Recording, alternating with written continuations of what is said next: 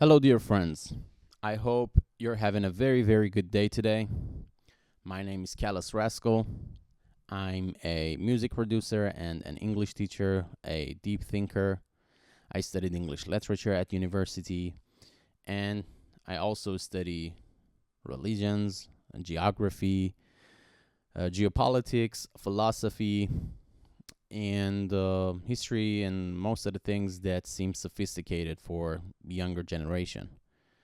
Now, I'm starting this podcast to talk about things that probably nobody talks about, and you'll have to excuse me for all the shortages that I have because simply right here and right now, I lack some tools, but fortunately, God has provided me with enough to actually point out my thoughts and to tell you about it and to ask you to think about it and to ask for your feedback, to ask for your comments, of course. Now, the topics that I will be talking about are sophisticated enough uh, that will probably get adults to think about. And that's what we need right now. This is year 2025. This is 21st of September 2025 when I'm recording this. And this is at 3 p.m. Istanbul time. I'm in Turkey right now. And I've gone through hell to get here to this position. I'm indebted to my family. And I needed to point out these things at the beginning of my podcast at the show so that you would know I'm not some random luxury guy who has a lot of things, a lot of people actually to help, to get help from, or something out of this picture. All right. So I'm doing this all alone, all by myself. And the only thing that matters to me right now is reality, the unity between human beings, and a world of peace where we could simply live together without having to hurt each other. Now, in order to achieve that, I believe there are many, many points in our history, in our cultures that we could talk about and share ideas about. And I would appreciate it if you just shared your thoughts on my channel in the comment section where we could discuss these things more in depth. Now, so the first topic that I really want to talk about is something called the demise of pioneership. And by that, I mean cultures or countries that used to be pioneers, but they've actually lost the touch. Countries like Egypt, countries like Iran, uh, or even Italy, because and Greece, of course, because they were the bedrock of many pioneers and a lot of people with absolutely fantastic ideas came out of these countries. But now, when you look at it in the year 2025, we see different things, right? So we don't hear that much about Italy. We don't hear that much about Greece, about Egypt, or about Iran. Well, actually, we hear a whole lot about Iran, but the things that we hear are totally different from what we used to hear many years ago. Let's say 50 years ago. Let's say 500 years ago. Let's say 1,000 years ago, 2,000 years ago. And let's go back, into history. So, um, in this podcast, actually, what I'm doing is I'm going to ask my question, one simple question from ChatGPT, and I'm going to ask it for a very in depth response where I could discuss the things that it gives me and to see if it aligns with my line of thinking and yours, of course. Now, the first question that I asked was this actually. Allow me to see it so I can ask you as well. So I asked ChatGPT If you were an innovative civilization, which is known for being pioneers and advancements in technology, architecture, engineering, art, culture, and literature, and you lost all of these features after a long time, for instance, 3,000 years, what do you think could be the reason why you cannot get back on your feet to lead in these areas, right? So this is the response that ChatGPT has provided me with, and I'd like to share it with you and to see if it's true or to see the reality in motion. So ChatGPT tells me, okay, let's build a real-worldish case study that feels uncomfortably familiar without picking a fight with any present-day passport. Okay, passport. I'll call it a Delta 2 Rivers civilization. Delta 2 Rivers civilization. That's a cool name that is providing me with. A place that for millennia owned the leadership in tech, engineering, architecture, literature, and culture. Think canals that outlived dynasties, observatories that mapped the heavens, libraries that made kings insecure, and then the lights dim. Fast forward 3,000 years and still no comeback tour. So here's the in-depth autopsy of what getting back on top is, on why getting back on top is so hard once you've fallen off that high a cliff. Okay, so the first reason that ChatGPT is providing me with is capability stacks decay and they're not Lego. Let's see what it says. So it says innovation isn't a single genius with a chisel. It's a stack. So skilled craftspeople, supply chains, universities, guilds, patient capital, governance that doesn't implode every fiscal quarter. When the Delta 2 Rivers stack worked, farmers fed scholars, scholars trained engineers, engineers built reliable infrastructure and stable tax systems, recycled the surplus back into learning. Okay, now the collapse breaks the feedback loops. So it says it's pointing out 3 bullet points: knowledge networks, institutions, tooling, and suppliers. So the first thing says about the knowledge networks, it says master apprentice chains snap. Manuscripts scatter. Languages shift. Scripts die. Tacit know-how evaporates. Okay, so meaning that oh my God, this is so much parallel to what's happening today. You see, college world nowadays is completely fallen apart. We know for a fact that many youngsters, including myself, don't really rely on universities anymore. We know that the source of information is not in the university, and going into a university or a college is not going to guarantee you a work spot. So you're not going to trust your masters in the university or college because you always look at them and say, hey, if you knew better, how is this your position in life? Wow. And this is one big problem that we have, right? The second thing that it points out is institutions. So it says academies losing funding, then prestige, then people. Once a university turns into a ceremonial museum, with a gift shop, it stops producing frontier knowledge. That's correct. I agree with this so much. I just pointed it out. And finally, the final bullet point in this case is tooling and suppliers. So it says no workshops, no components, hence no components, no complex projects.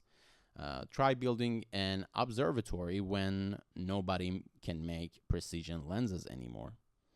All right, so what happens in this capability stacks decay is that basically knowledge network will lead to tools, and not having enough tools actually will somehow lead to a lesser version of that knowledge. So the institutions are also a part of it now. So everything started with this. Students stop trusting their masters. Therefore, their masters actually lost their trust in their own institutions.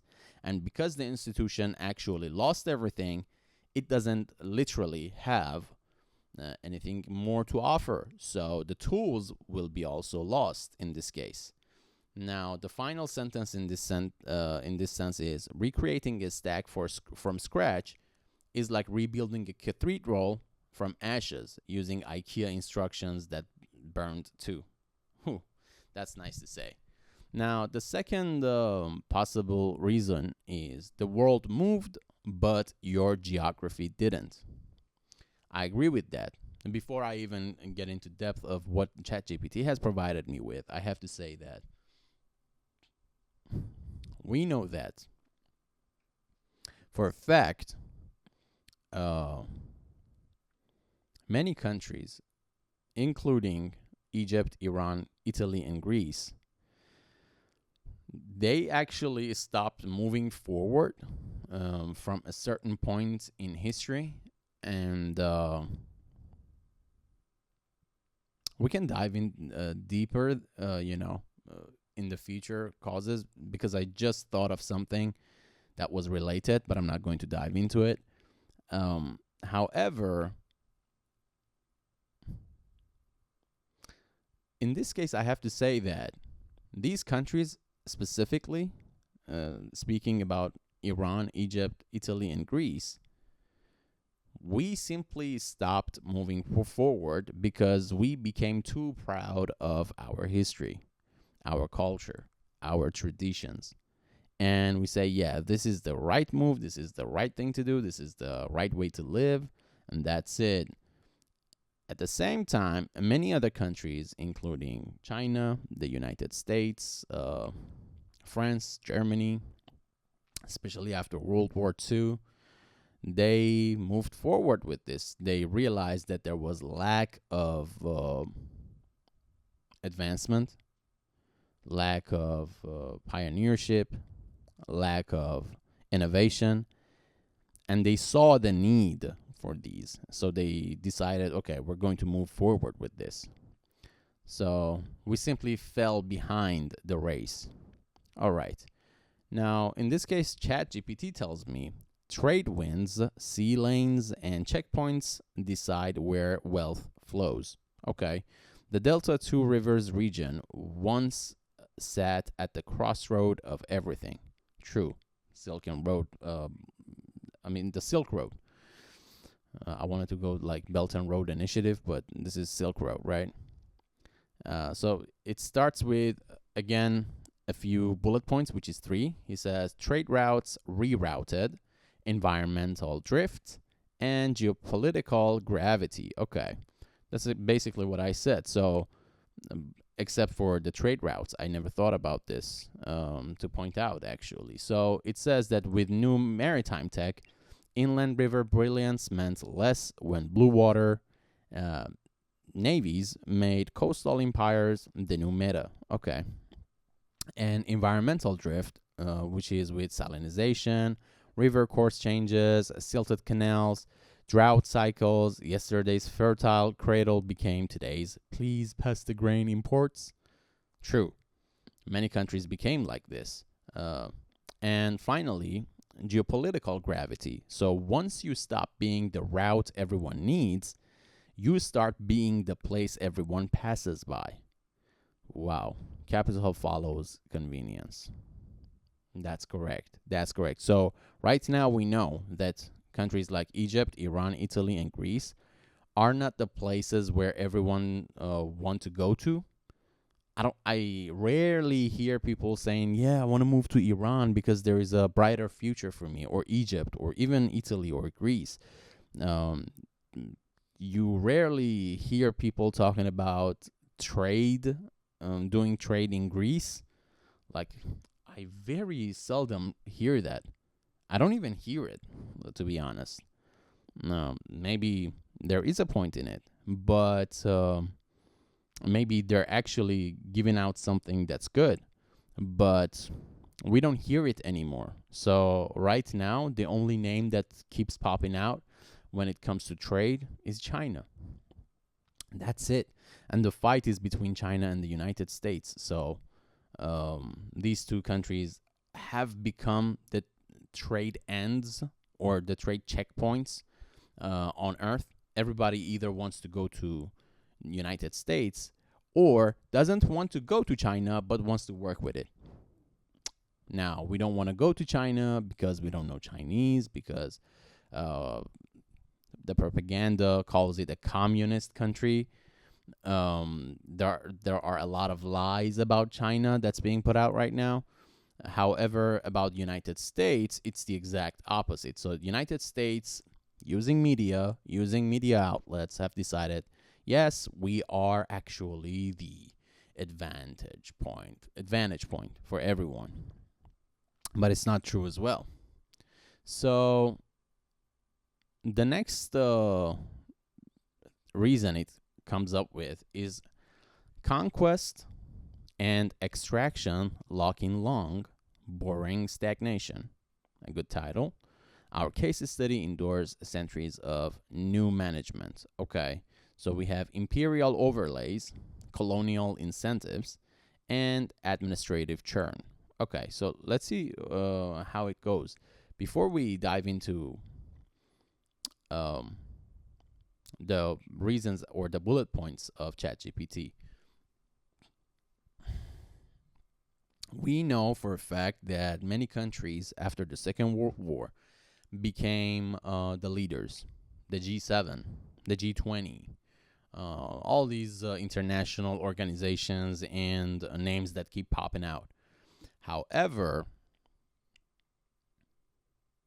they have incentives that actually push down other countries. Look at Iran, man. If I tell you about Iran's history, which you probably know about a little bit, you will be shocked. Or even Afghanistan. If you look at Afghanistan and Iran 70 years ago, they were the modern day Saudi Arabia, to be honest. So Saudi Arabia right now, or Emirates right now, are the countries that were exactly like Iran and Afghanistan 70 years ago. And the cycle can, go over a loop. So we'll have to see what happened. Now, the incentives, the colonial incentives actually changed.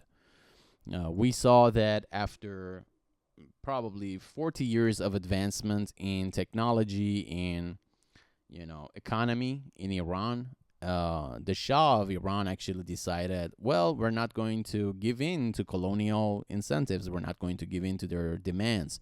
However, what we see right now is the exact opposite. So we see the United States, the European Union fighting against Iranian regime simply because they say, yeah, they're going to destroy us. They want to destroy us. They want bad things for us.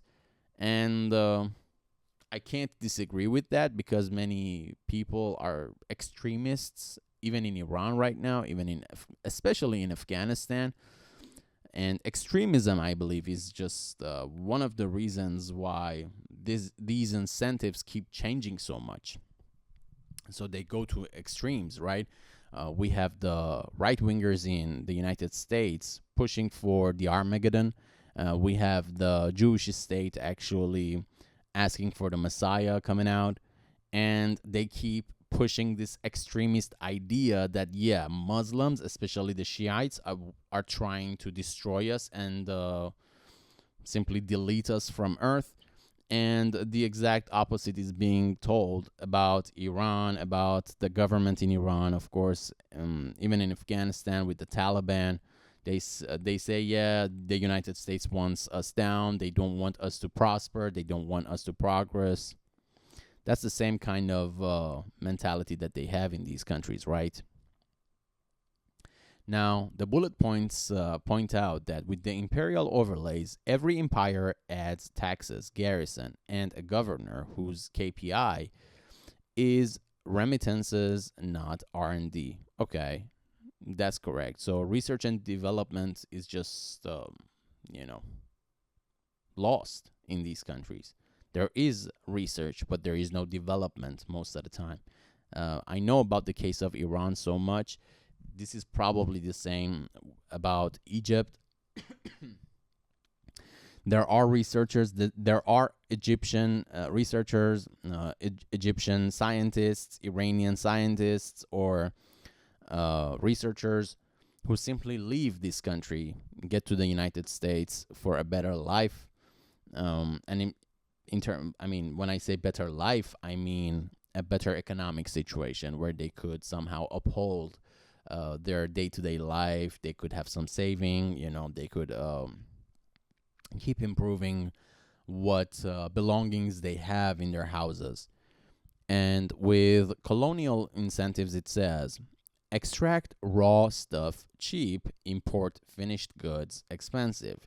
This kneecaps local industry, turns artisans into laborers, and reduces learning by doing. That's correct as well. So we know right now that a country like Iran is basically a place where you can find cheap stuff, cheap raw materials, unlike Africa, which Europe and the United States have been extracting from for the past 200 or 300 years. Absolutely crazy. And finally, with administrative churn, it says that new overlords reset laws, languages, weights, and measures.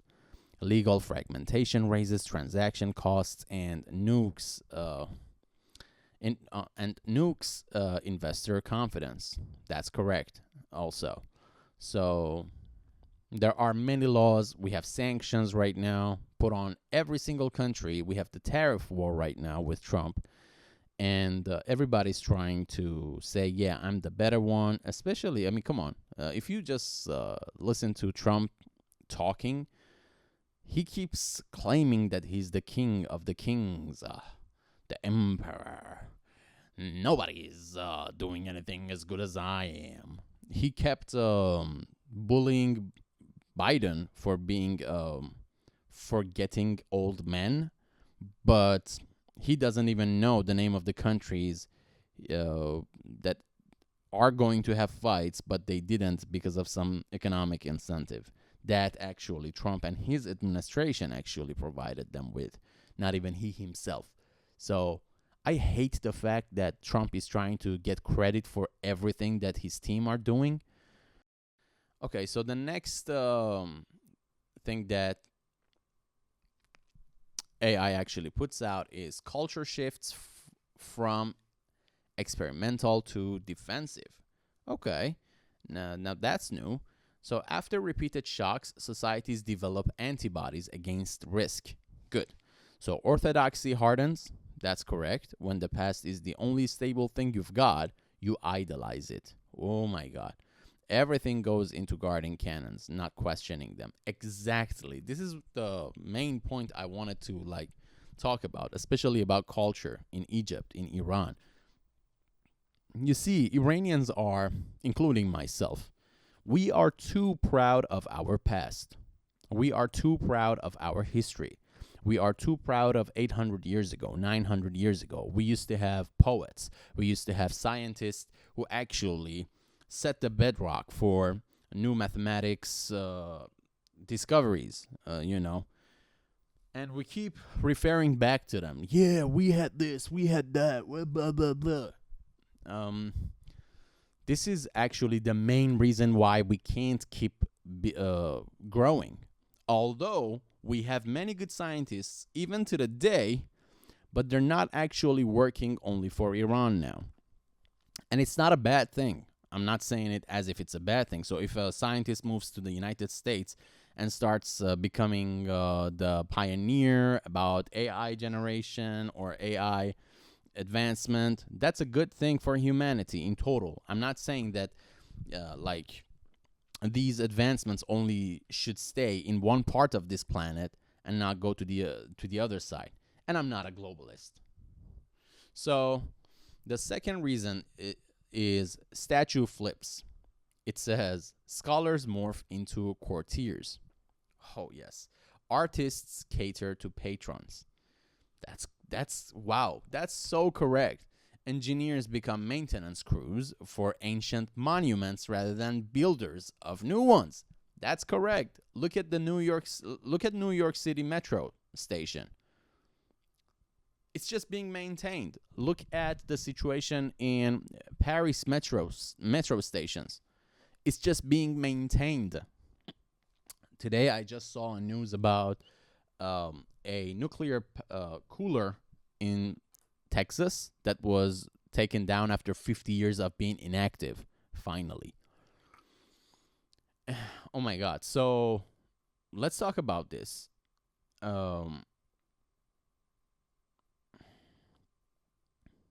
Man, it's so good to say. The part with scholars morph into courtiers, it is true. They just do what the economist tells them to do. Oh my God, especially about medicine. Look at what's happening in medical terms in the United States. You simply have, there's this peel or injection or ampulla, Zimpec, something like that. I don't recall the name exactly, but which helped a lot of people actually lose weight. But it is only produced to make money. Nobody is sure if it's actually good. Look at the vapes and electronic cigars that are coming out. Nobody knows if they're actually good. Basically, a lot of people think otherwise. But scholars keep producing that. Secondly, artists cater to patrons. That's correct as well. We know that a lot of eulogists in Iran are simply bootlicking to the ones on top. And that's not only them. We have rappers doing that. We have pop artists doing that. We have actors doing that. Man, recently I've realized that a whole lot of actors have started becoming TV hosts simply because they don't either make enough money doing movies or they actually cater to the patrons. And after that, we have engineers, doing maintenance. We talked about that. The last bullet point about culture shifts is fear of failure. So low trust plus this safety nets equals don't try, don't get punished. That's also correct. In case of Iran, this is so correct. People are so afraid of taking the next step that they just stay somewhere and they just postpone everything. They'd rather procrastinate than to actually take that step and to make the change come true. It's been happening for the past 45 years now, man. It's enough. Why would you fear failure so much?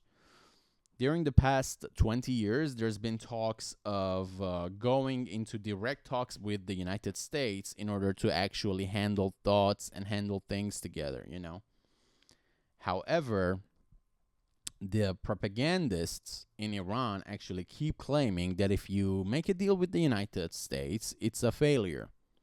I can't disagree with that. However, why the fear?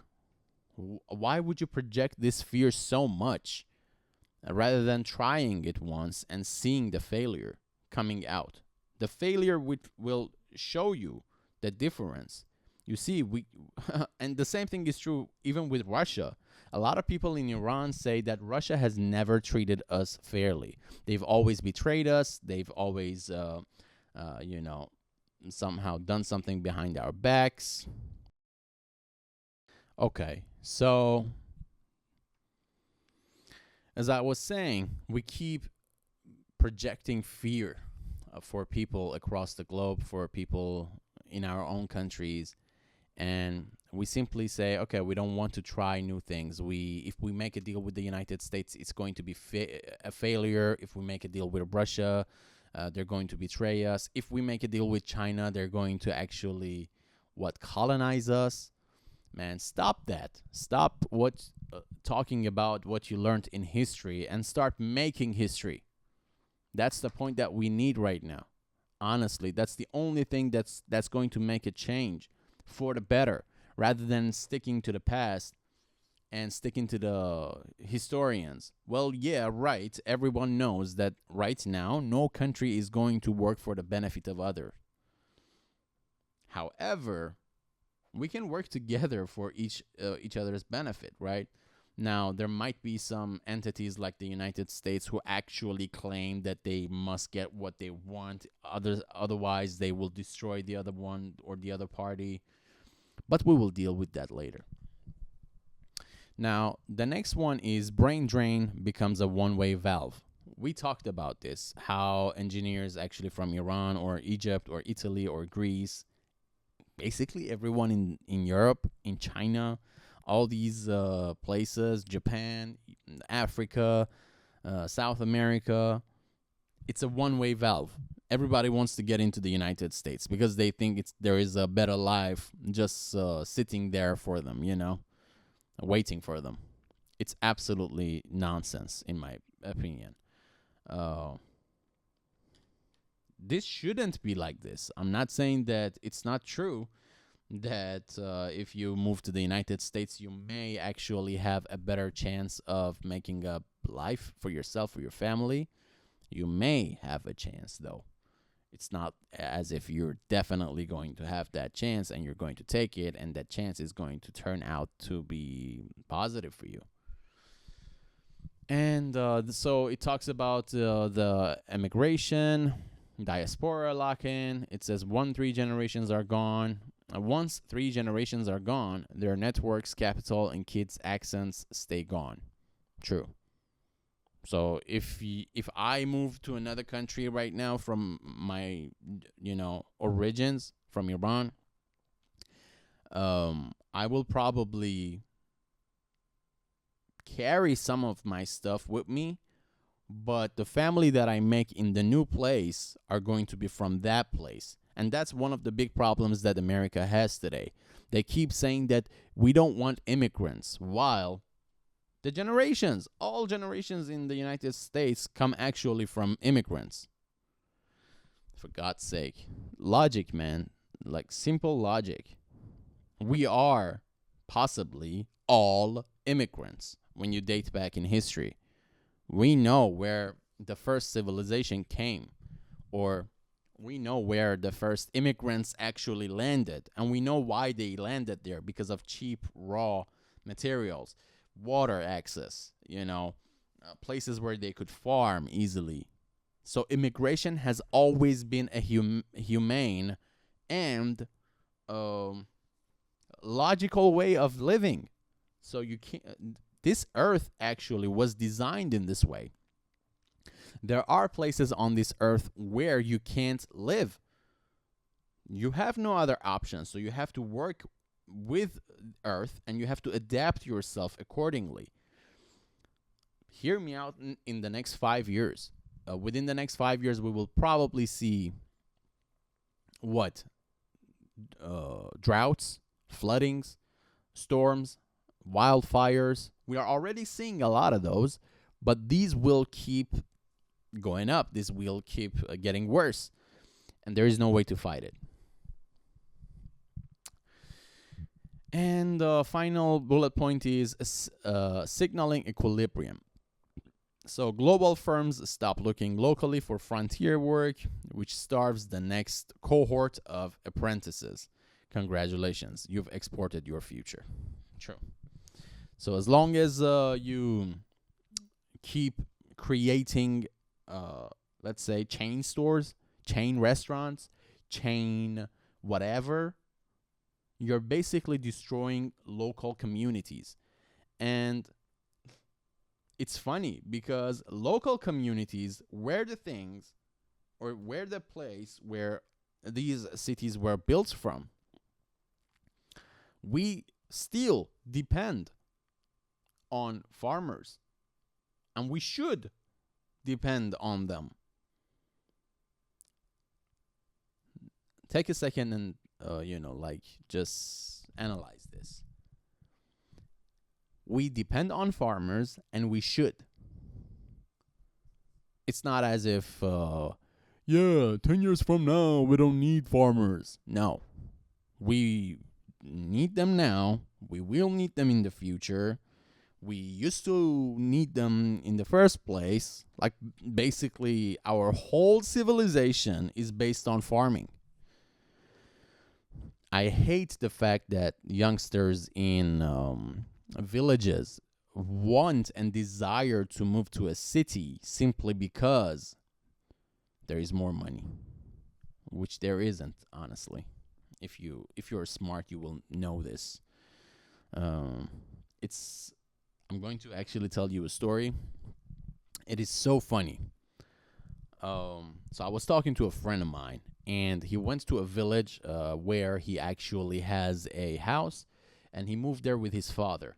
And he was talking about people there and how they see life, and he said that, yeah, they're complaining about life. I said, how? He said, so they complain that they don't make enough money. I said, really? How much do they make? He said, it's funny because they make 10 times the money that I make in the middle of the city. I said, how?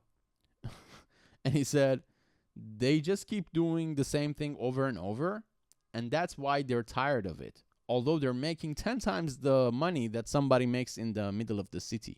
So they simply grow trees, take care of trees, and they sell the product, for 3 months, and the rest of the year, they're only going to focus on some other things. So they don't have a regular job, day-to-day job, a 9 to 5 job.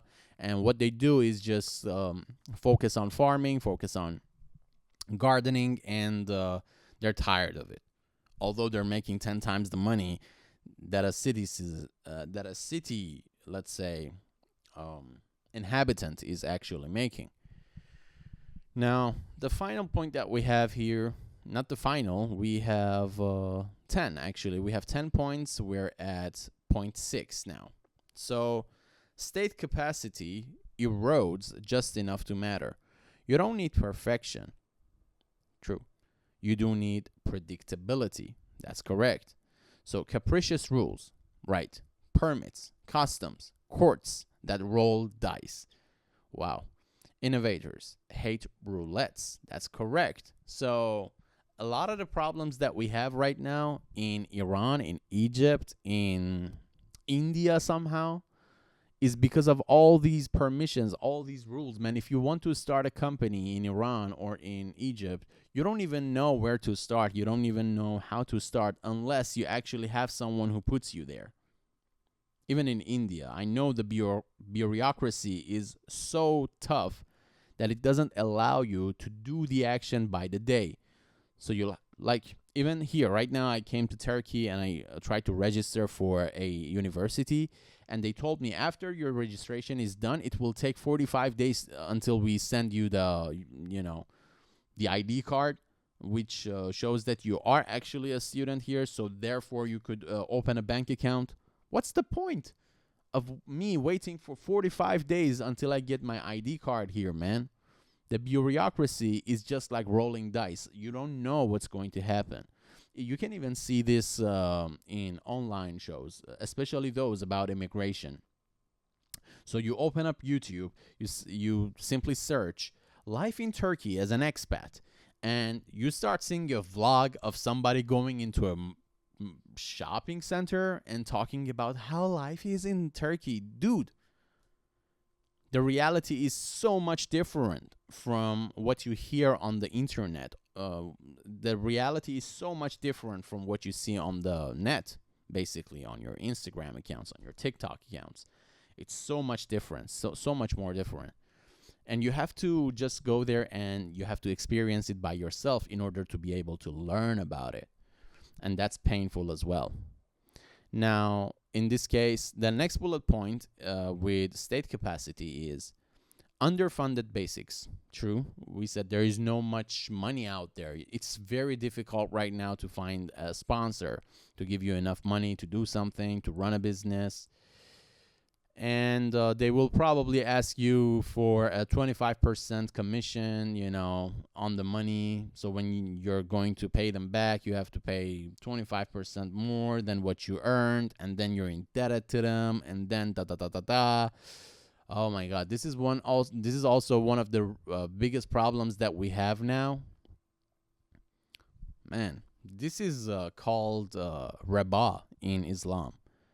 So you basically lend money to someone and you ask for a percentage over it. That's riba, and that's haram in terms of Islam, in terms of Quran, not Islam or Muslims, because Islamic banks do that. Now, some Islamic banks give you 4% of what profit. That's even wrong. Like, banks shouldn't get your money and turn back some percentage to you. That's wrong. That should go away, in my opinion. So you would know that putting your money in the bank is not going to be safe, in this sense that you're actually going to have to do something to make that money work for you, rather than just putting it somewhere and waiting for the money to come back to you. This is so stupid. This must go away. And if you try to tell me that, what's the point of investment? The point of investment is to put the money somewhere and to get something back, but not the money itself. Probably some sort of service, probably some sort of building, probably some sort of innovative, let's say, organization, for instance. And finally, security tax. So if firms must pay for their own power, protection, and path holes, only low ambition businesses survive. That's true. So if you try to make so much money, you'll have to double it down when you're trying to pay the tax, which is crazy. Man. And taxation doesn't work nowadays. So taxation only works for the wealthy, not for the, poor. Honestly, the places in any country, you name any country on this planet where they actually take the tax and they actually start improving the lifestyle and the life standards of one poor neighborhood, I rarely see that happening. Rarely, very rarely. The seventh point that it mentions is the complexity barrier keeps rising while you're jogging in sandals. That's correct. So frontier tech today is not invent bronze profit. It needs large teams, fabs, data centers, supply chains across the continents, and IP strategies that don't get laughed out of a court. That's correct.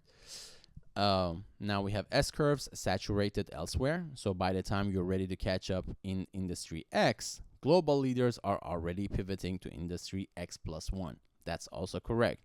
So any of us nowadays, we're still talking about countries like Iran, Egypt, Italy, Greece, African countries, third world countries, let's say, or the South countries, right? We are all simply trying to catch up to the X plus one. Even when we get to the X plus one, we're one step behind them because we don't know the secrets, because we don't know what's going on there.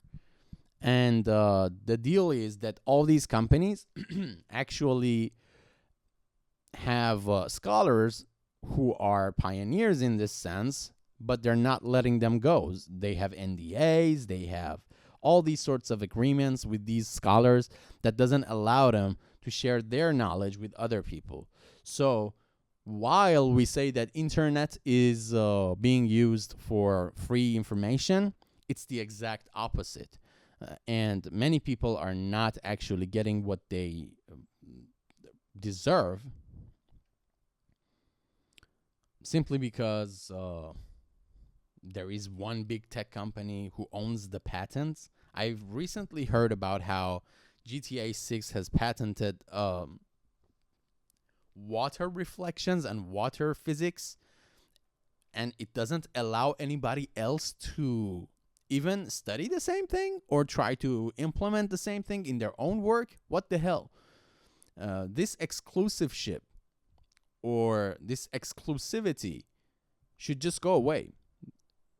Man, this must go away. Everybody must be allowed to do whatever the hell they want. Oh my God.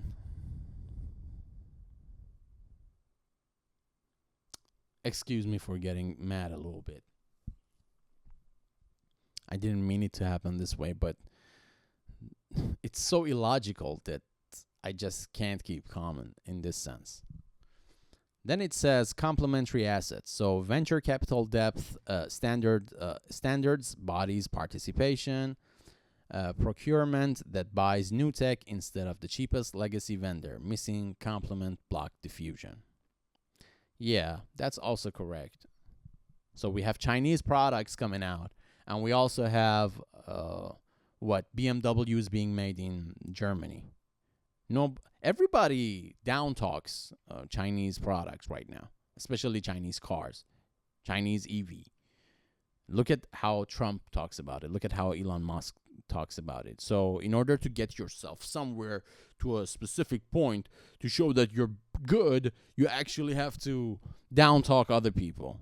That's also unacceptable. That must also go away.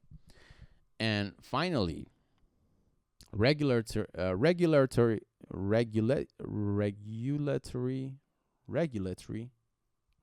feet.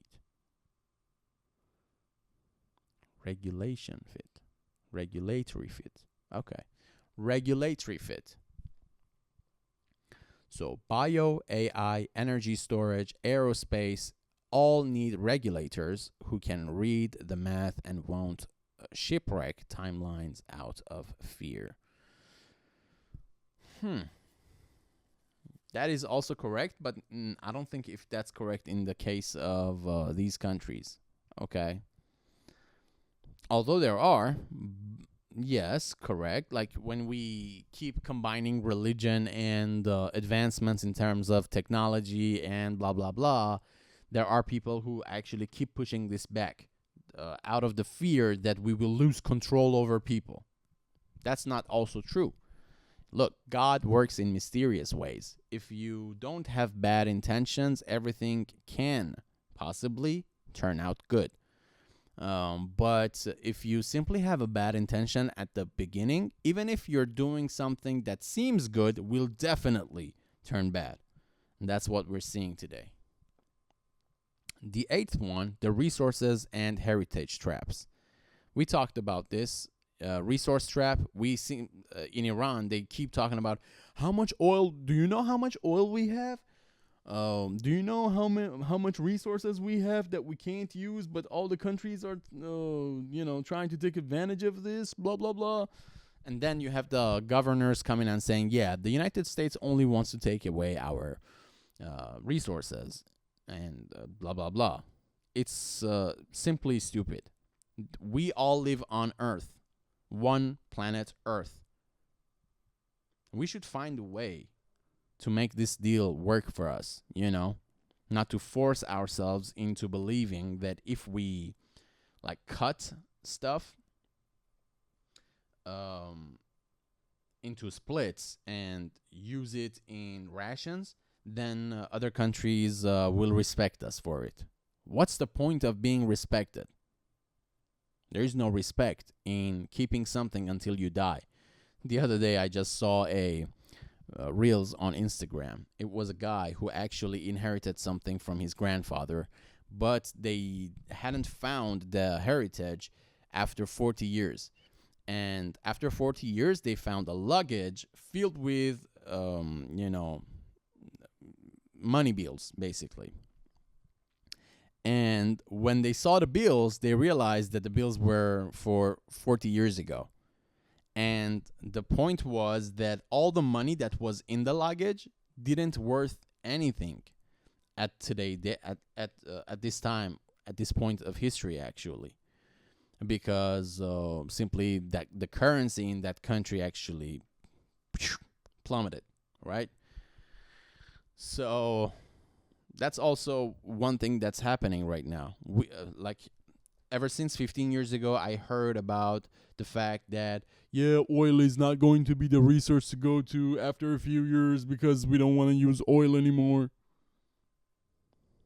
That's the same thing. That's a resource trap. And heritage trap, we talked about it as well. And ninth, education that teaches the test, not the frontier. Oh my God, this is my favorite. Thank you, AI. So, system drift toward credential printing. So, we have curricula ossify. Content lags reality by a decade. It says that content, like curricula ossify, meaning becoming like fossilized. So, content lags reality by a decade. Students memorize discovered facts instead of discovering new ones. That's a very, very well written text, AI. Thank you. Because nowadays we know that in many universities, not only these professors are still sticking to what they learned 15, 20, 30, 40 years ago, but they're still teaching the same books that they themselves learned 50 years ago, including myself. I need to upgrade myself and update myself on the curricula that I use in my classes as well. And I started doing this just a few weeks ago because I realized it was like a snap to me. Like, what the hell are you doing? You've been teaching the same book over 5 years now. You need to refresh your mind, you know? And I guess you've realized that I snap better with my right hand than my left. This is something I have. I'm left-handed, by the way. Now, research metrics theater, paper mills, citation rings, and conferences that feel like cosplay. Output grows, insight shrinks. That's correct. We have a lot of conferences right now in the world. Look at how Apple has been projecting their new products. They keep repeating the same exact words all over the place every year. What is the point of releasing a new phone annually? Just don't do it annually, man. Do it after 4 years.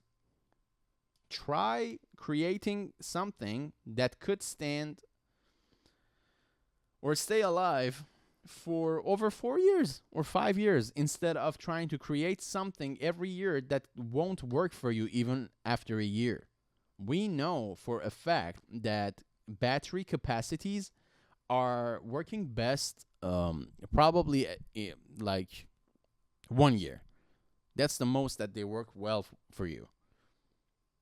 Then try finding some new form of battery that works for 4 years, and then try to work on a software and a hardware that actually survives at least for 2 years instead of 1 year, man. We knew this about Apple a few years ago. Like, where's my iPhone 7? I have an iPhone 7 in the house, and I bought it in 2013, I believe. I'm still using it. Although I've changed the battery, but I'm still using it. It doesn't work well now, but it did until, let's say, 7 years ago. It was working well. The new generation of iPhones that you buy are not the same. What happened to that? What happened to that stability with the product? We knew that if you buy a Mac, it will keep working for you so long that you won't probably need to buy something new, you know? But that has also changed. Now, the missing middle. So technicians and mastercraft roles go extinct. So prototypes never scale. That's also correct. And the 10th one, trust deserts and thin civil society. Innovation runs on thick networks. Founders, funders, mentors, customers who don't ghost. Wow. Low social trust, which raises contracting costs and kills collaboration. Fragmented identity after centuries of rule changes. Creators belittle politics. Every reform is a culture war. Yes, exactly. And rent-seeking elites. prefer predictable cash flows over high variance bets like new industries. This is also one thing that's happening in many countries like Iran, Italy, Egypt, Greece. If you have a huge amount of money, simply because of all the reasons that we mentioned, the politics, the rules, the outdated ideas, the fossilized brains, it is very difficult for people with money to actually invest in new industries because they always afraid if they're not going to benefit from what they're making now. That's also one thing that must be edited in the future. And that's basically true. So finally, AI says, so micro parallel, so this isn't abstract. Okay, it's going to give us a parallel story. It says none of this is fiction. It's a remix of real arcs. So library-centric knowledge hubs that burned or were dismantled saw centuries-long regressions because tacit knowledge doesn't photocopy. That is correct. That's what's happening right now with the nuclear programs in Iran. Everybody's trying to destroy them, to destroy the station, not knowing that the knowledge is going to just prevail. You can't stop knowledge, man. You can't just stop a country from creating knowledge. Specifically speaking, if they're making that knowledge by themselves originally with authenticity. Now, the next one, riverine empires. So riverine empires that dominated when caravan trade ruled lost ground once oceanic routes rewired global commerce. That's also correct. And this happened actually with China and United States and Britain and Portugal and Spain becoming the leaders in history. Then it says, once golden scientific centers hit long plateaus after conquest and colonial extraction shifted incentives from learning to remitting. That's also correct. So the scientific centers are not the scientific centers anymore. I personally thought if I moved to the United States and studied in one university in the United States, such as Yale's, such as Harvard, and all the names that we know, I would be an elite. I would turn into an elite. No, you don't. You simply don't, man. Especially now that everything has become economic. So if you have the money, they will accept you with whatever form of IQ that you have. I promise you. Take your money. Try to take a big loan. Take, let's say, $150,000. Try to take a loan in the with this amount, $150,000. Go to any university anywhere in this world. They will lick your boots. It doesn't matter if you have a high IQ. It doesn't matter if you are actually seeking knowledge. It's like universities have become a point of selling.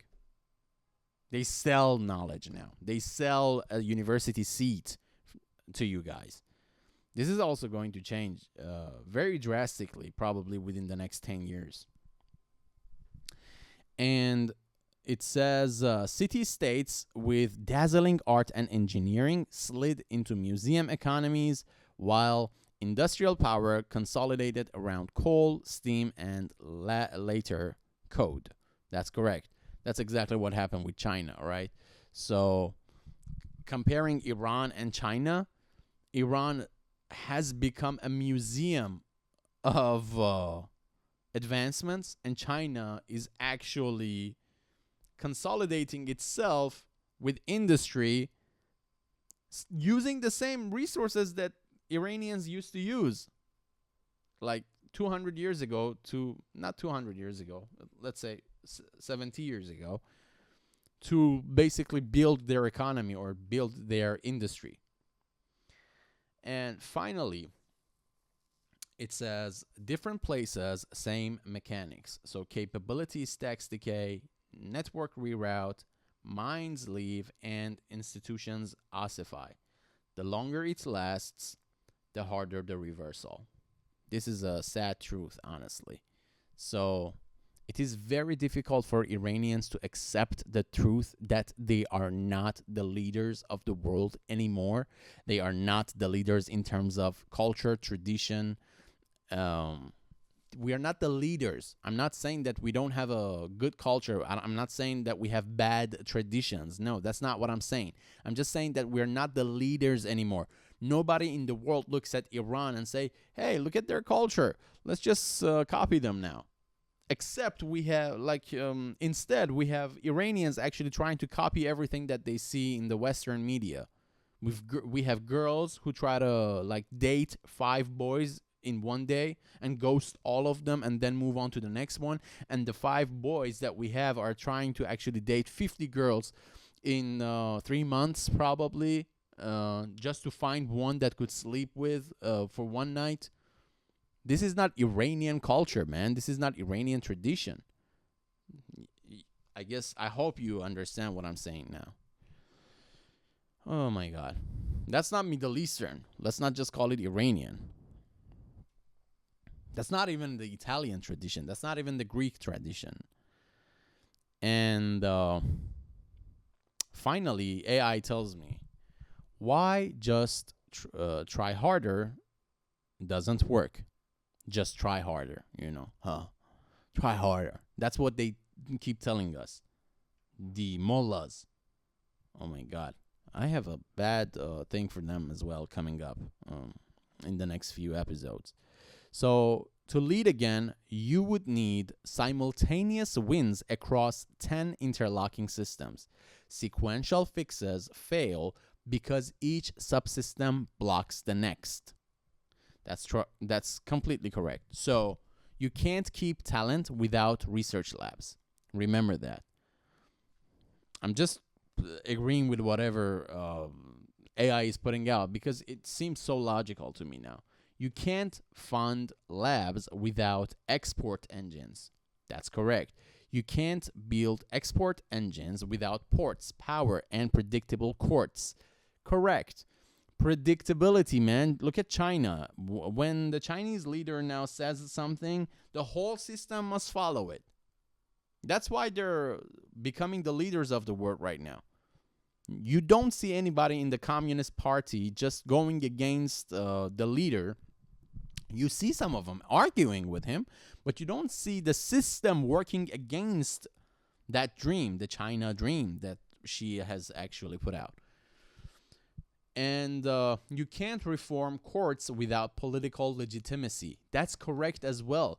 So the power in Iran, the government in Iran, in Egypt, in Italy even, we know that for a fact, in Europe, they don't have the legitimacy anymore. Even in the United States, it's not legitimate. Yeah, democracy has been the system to choose a legitimate, let's say, authority, but look at the election results and the percentages. You will know what this legitimacy is about. And you can't build legitimacy while half the economy rents the past and the other half emigrates. Oh my God, this is also true. So half of the people in Iran are actually sticking to the past, trying to say, yeah, we were this, we were that. And half of them are like, fuck this place, man. I'm just going to emigrate and live my life and make a better life for myself. So there won't be a legitimate governance in Iran until this issue is actually handled. So we need people who have immigrated from Iran, join hands with people in Iran, or let's say the other countries, people who have left Egypt and people in Egypt working together rather than trying to down talk each other. We talked about this. And this is the final thought of ChatGPT, which says the punchline you probably didn't want. Yeah, hit me with it. So it says, after 3,000 years, the problem isn't memory. its path dependence, baked into geography, institutions, incentives, and human capital. The world's frontier relocated while your system optimized for glorious maintenance. That's correct. That's what United States is trying to do right now. Beware, Americans. This is what's happening to you right now. Look at how Trump is behaving. He's just trying to latch on to that glory that the United States has had during the past 100 years or so, or less, you could say. By the time you stabilized, the game had changed and the buy-in doubled. Can a civilization like Delta Two Rivers matter again? Absolutely. Cultural capital, location, and diaspora networks are real assets, but leading the world takes a synchronized leap across infrastructure, institutions, industry, and imagination. That's not a pep talk, it's a bill of materials. If you want the cruelly honest summary, you didn't just fall behind, you built a very stable platform for staying behind. That's very well said.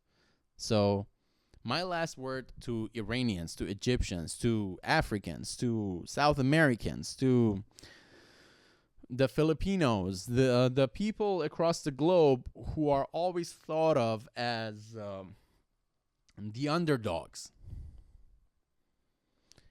We are living on a platform which keeps us behind the curve.